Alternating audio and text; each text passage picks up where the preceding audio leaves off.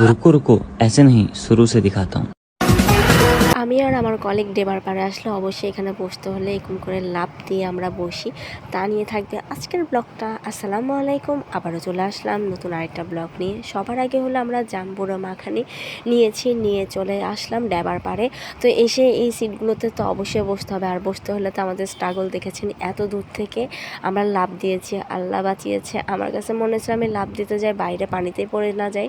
তো আমার কলিগ সহ হাসাহাসি করছিলাম, অবশেষে সাকসেস হলাম, আমরা লাফ দিলাম। আর এই সিটগুলোতে বসবে, এই সিটগুলোতে বসে থাকতে অনেক ভালো লাগে, আর পানিতে পা ঝুলিয়ে রাখতে তো আরও বেশ ভালো লাগে। আর এই ব্লগটা অনেক পুরাতন ব্লগ ছিল, এডিট করার টাইমে পাই না। এর মধ্যে আমার আবার ঠান্ডা লেগেছে, গলাও ভেঙে গেছে, অবস্থা অনেক খারাপ।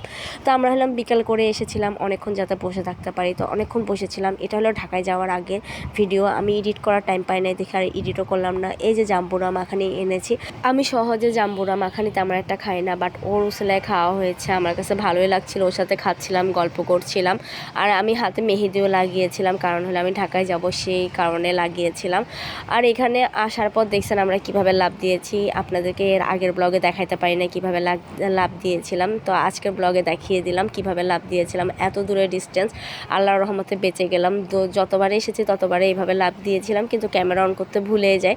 পরে আমার কলিগ বলছে দেন আপু আমি আপনার ভিডিও করে দিই, কারণ ওর ভিডিও দেখা যায় করা যায়, বা চারদিকের ভিডিও করি, ওকে বলি না দেখি ও আর আমাকে ভিডিও করেও দেয় না। ওকে বললে অবশ্যই করে দিত, পরে ও নিজে বলছে আপু আপনি লাভ দিচ্ছেন, আমি সুন্দর করে একটা ভিডিও করে দিই।